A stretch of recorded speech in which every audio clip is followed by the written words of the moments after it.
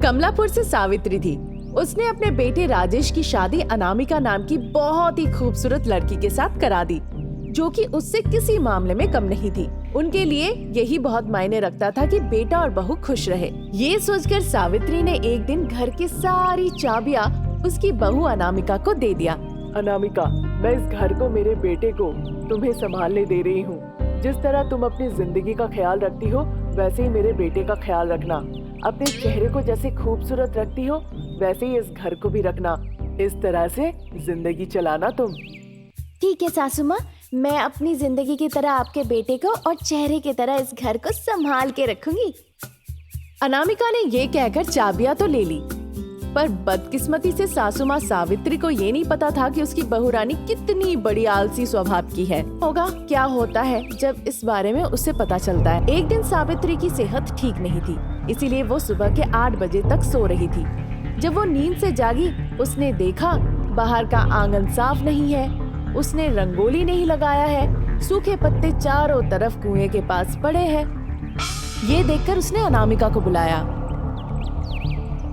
अनामिका, अनामिका, कहाँ हो? एक बार बाहर आओ। अनामिका किचन में खाना पका रही थी। उसने अपनी सासू माँ सावित्री की आवाज सुनी, पर अनामिका ने परवाह नहीं किया कि वो आवाजें उसी के लिए थी और अपने काम में लग गई। फिर सावित्री कहने लगी, हर कोई घर के बाहर को साफ सुथरा करके रंगोली डालते हैं। बहू रानी, मेरे साथ कभी ऐसा नहीं हुआ कि मैंने इतनी देर तक बाहर साफ नहीं किया और रंगोली नहीं डाला घर के आगे। ऐसा पहली बार हुआ। अनामिका किचन में खाना पका रही थी। ये क्या, मैं अपने गले में दर्द लेकर भी इतना चिल्ला रही हूँ, पर बाहर ही नहीं आ रही है। सावित्री घर के अंदर आती है। उसे अनामिका हॉल में नहीं दिखती है। फिर वो किचन में जाती है, देखती है कि अनामिका खाना पका रही है। वो पलट के देखती है सावित्री को और ऐसा दिखाती है कि उसे कुछ भी नहीं पता है कि आखिर में हुआ क्या। क्या हुआ सासू माँ, आपको कुछ चाहिए? यहाँ पर आप क्यों आई है? आप मुझे बताइए, जो भी चाहिए आपको मैं ला के देती हूँ। कब से मैं बाहर से तुम्हें बुला रही हूँ, तुम आ ही नहीं रही हो। अच्छा, ऐसी बात है सासू माँ, बताइए ना क्या हुआ? आपने क्यों बुलाया? मैं किचन में थी, मुझे बाहर से कुछ भी आवाज नहीं आई। सासू माँ ने सोचा शायद सच में बहू रानी सही कह रही है। अभी तक बाहर साफ नहीं हुआ है और तुमने रंगोली भी नहीं डाला। अगर लोग देखेंगे हमारे बारे में तो क्या कहेंगे? नई बहू कितनी आलसी है।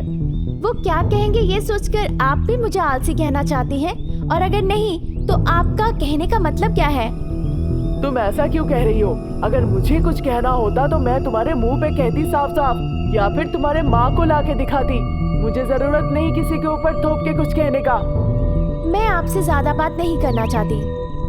फिर अनामिका मन ही मन सोचने लगी, मुझे ज्यादा बात नहीं करना चाहिए। अपने मुंह से ज्यादा बात करूंगी तो उसमें दर्द होगा, फिर हॉस्पिटल भी जाना होगा, उसके लिए पैसे लगेंगे। चुप रहने में ही भला है। उसे चुप देखकर सावित्री ने कहा, अगर तुम मुझसे बात नहीं करना चाहती हो तो भी ठीक है, जाओ जाके बाहर साफ करो और रंगोली डालो। देखिए, मेरी बहुत ही आलसी भरी आदत है। मैं ज्यादा बात करती हूँ तो गले में दर्द होता है, इसीलिए मैं बात नहीं करती। जहाँ तक की बात है सामने में जाकर साफ सफाई करने की, मैं अपने शरीर को इतनी तकलीफ नहीं दे सकती। झाड़ू लगाऊंगी तो मेरे हाथ में फोके पड़ जाएंगे और रंगोली लगाऊंगी तो कमर में दर्द होने लगेगा। हे भगवान, मैंने एक सोनी जैसी बेटी मांगी थी और आपने एक आलसी बहू भेज दिया किस्मत में। सावित्री ऐसा सोचने लगी। फिर वो जाकर झाड़ू लगाई, साफ सफाई की और हर दिन की तरह रंगोली डाली। इस तरह से दिन निकलते गए। दिन ब दिन बहू रानी का आलसीपन बढ़ते जा रहा था। उसकी वजह से किचन के अंदर कचड़ों का जमावड़ होता गया। फिर वहाँ से बदबू आने लगी।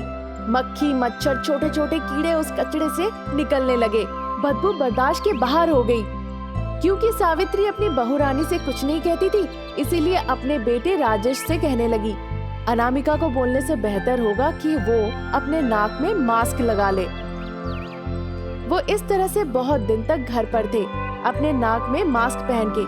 कुछ दिनों के बाद ऐसा हो गया, आलसी बहू रानी अनामिका एक बार इस्तेमाल किया हुआ ग्लास भी दूसरे बार इस्तेमाल नहीं करती थी।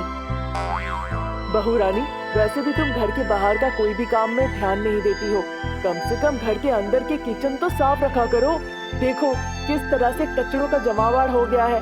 कौन विश्वास करेगा ये किचन है? अगर कोई जाकर कहे कि ये कचड़ा फेंकने का डब्बा है तो मान लेंगे लोग। देखो कितना कचरा है।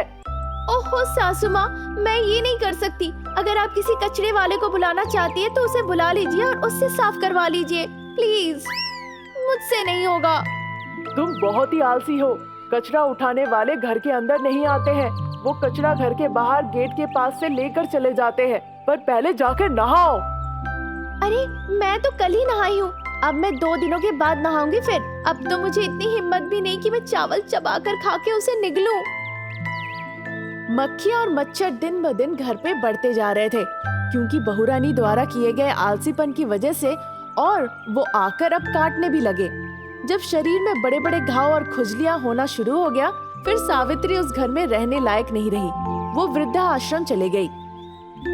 राजेश ज्यादा से ज्यादा वक्त ऑफिस में बिताने लगा घर में रहने के बदले। इस तरह दिन निकलते गए। अनामिका बीमार पड़ गई, फिर उसे अस्पताल ले जाया गया। वहाँ पर बहुरानी अनामिका 2 से 3 दिन रही। डॉक्टर ने उसकी हर तरह की परीक्षा की और अस्पताल बिल लाखों रुपए के कर दिए। फिर डॉक्टर साहब आकर अनामिका से कहने लगी, ये क्या बात हुई अनामिका? अगर तुम आलसी हो और घर की साफ सफाई नहीं कर पा रही हो तो ठीक है, पर इतनी आलसी कि तुम खुद भी साफ नहीं रह सकती हो। तुमने अपने मुंह कितने दिनों से नहीं धोया। अब उनकी हालत देखो, वो सारे टूट जाएंगे।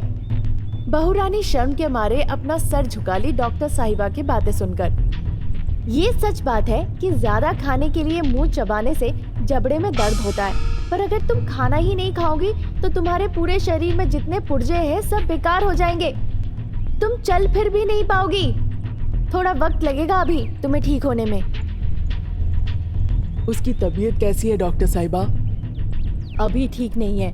वैसे बड़े कहते हैं कि बहू जो होती है घर की दीपक होती है। दीपक मतलब पूरे घर के वातावरण को स्वच्छ रखता है। तुम्हें भी वही करना होगा। अगर तुम आलसीपन की वजह से कचड़े में मच्छर मक्खी छोटे छोटे कीड़े जो होंगे वो चुपचाप बैठे नहीं रहेंगे, वो तुम्हारे दोस्त बन जाएंगे और वो आके तुम्हें बीमार करेंगे। अगर तुम अपनी आलसीपन को नहीं छोड़ोगी, साफ सफाई में ध्यान नहीं दोगी तो बहुत बुरा होगा। अपने पति के साथ रहो, सासू माँ का देखभाल करो और भविष्य में खुशी खुशी बच्चों के साथ जीवन बिताओ। डॉक्टर ने मुस्कुराते हुए इस तरह से कहा। उनकी बातें सुनकर अनामिका उसके बाद से आसपास अपने घर बर्तन सब साफ साफ रखने लगी।